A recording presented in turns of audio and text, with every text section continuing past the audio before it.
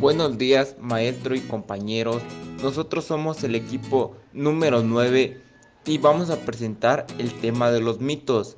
Los integrantes de este equipo es Aurora Guadalupe López Guerrero y su servidor Carlos Valentín Abraham Bello.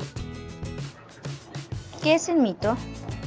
Un mito es un relato tradicional, sagrado, dotado de carácter simbólico, que usualmente relata acontecimientos extraordinarios y trascendentes involucrando a seres sobrenaturales o fantásticos, como dioses, semidioses, monstruos, entre otros, y que funcionan en el marco de una mitología o una cosmogonía, concepción del universo determinada.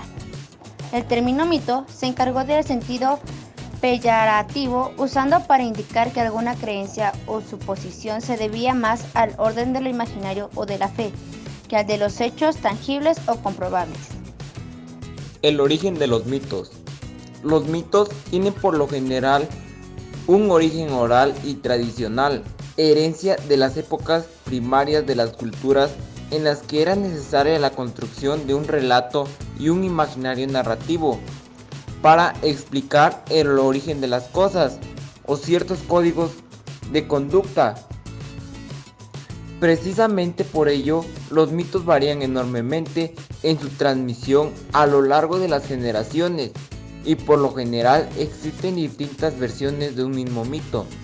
Los grandes eventos religiosos, políticos o existenciales de la humanidad suelen estar acompañados de mitos, desde la creación del universo, la fundación de la Roma antigua, el empleo del maíz como alimento principal de ciertas culturas prehispánicas americanas. Los mitos responden a preguntas humanas fundamentales y les brindan un acompañamiento imaginario y narrativo. Bueno, también a esto le componen unas características, como los personajes, ya que estos suelen ser protagonizados por seres divinos o sobrenaturales, como dioses o los semidioses. Estos personajes resaltan por poseer facultades físicas y mentales sobresalientes que están asociados con el control de elementos de la naturaleza. También encontramos la autoría. En general, los mitos no se asocian a un autor o una autora en particular. Suele ser el resultado de la cosmología y de un pueblo y se crean socialmente. Por esto mismo, su transmisión suele darse de manera oral de generación en generación. También encontramos el objetivo del mito, empezando por lo más importante. El mito busca principalmente explicar aquello que no conoce o entiende una sociedad. Para responder a esas inquietudes, utilizan una narración simbólica y fácil comprensión. También por ahí encontramos el espacio. Aunque puede desarrollarse en espacios conocidos para los seres humanos, diversos mitos pueden tener un lugar en lugares fantásticos fuera del plano terrenal.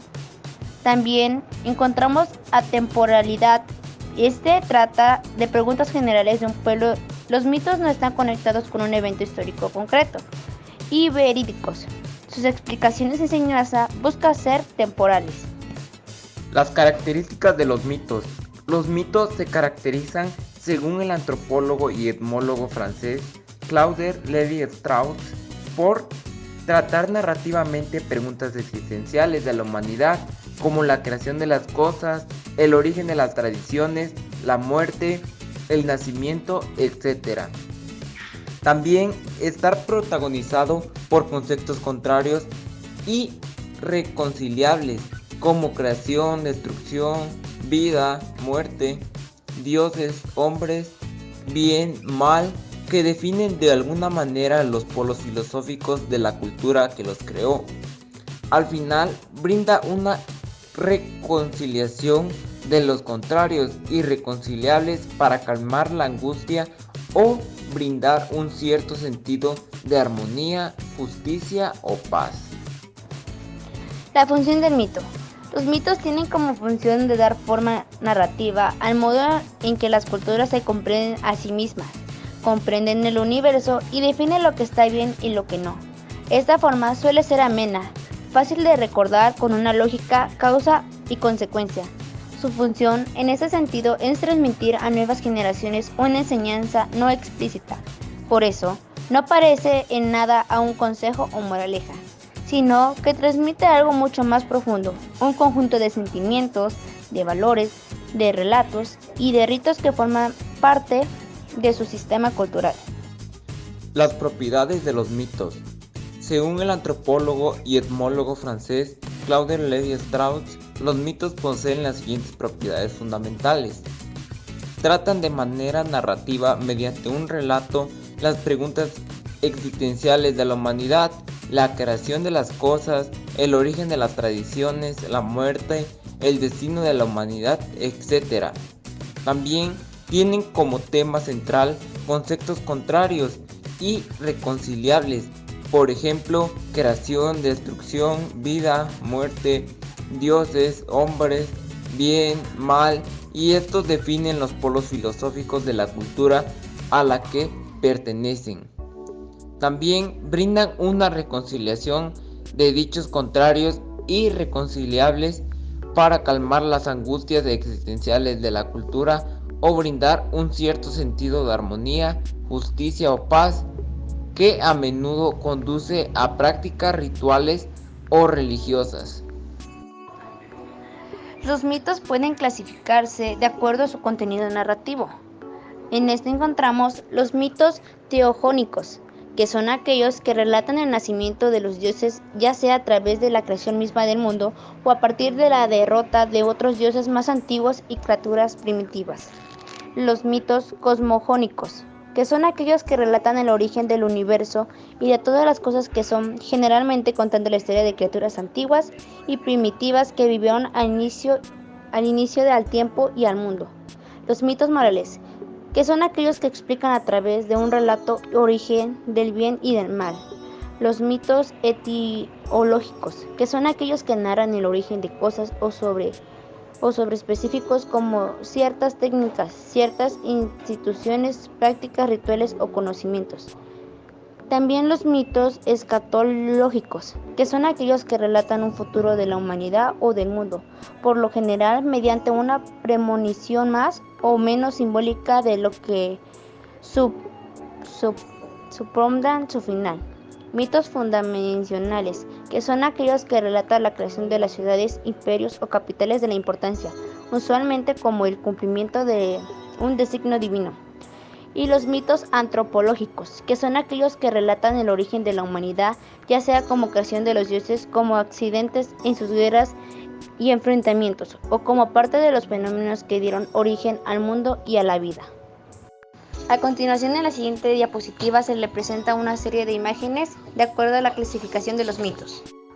¿Cómo se interpreta el mito? Los mitos en la antigüedad eran tomados como palabra cierta, pero hoy en día sabemos que son poco más que relatos fantásticos, con firme arraigo en las culturas que los compusieron. Por ende, en el presente los interpretamos mediante tres perspectivas fundamentales. La primera es funcionalista, según los estudios del antropólogo austrohúngaro Bronislaw Mandelowski, quien examinaba el rol cumple con la vida cotidiana como refuerzo de conductas, argumento de autoridad, etc. La siguiente es la estructuralista, según las ideas del francés Claude Lévi-Strauss, quien proponía buscar en los relatos míticos los polos de sentido o de valoración que conforman las relaciones de sentido del mito. El tercero es el simbolista, según diversos teóricos como Jung o Gaston Bachelard, etc., que valoran de los mitos el símbolo, sus conceptos arquetipales que se vinculan con la psique humana a un nivel casi universal. El tiempo mítico. Los mitos, al no contar con eventos fácticos y comprobables, ocurren con una temporalidad diferente al tiempo de la historia, en que se conoce como el tiempo mítico. Es una temporalidad imprecisa, generalmente ubicada antes de la existencia misma del tiempo, y por ende no forma parte de la continuidad de la historia humana, sino que le da origen.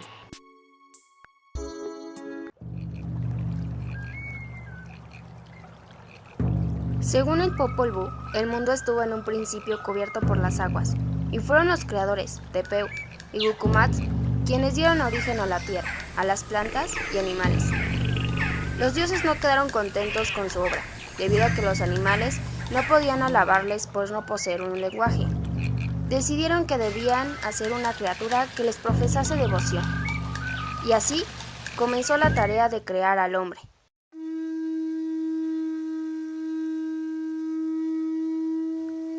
Los dioses crearon a la primera pareja humana, que era de barro. La moldearon con minuciosidad y sin olvidar ningún detalle. Sin embargo, estos eran débiles y apenas podían mantenerse en pie.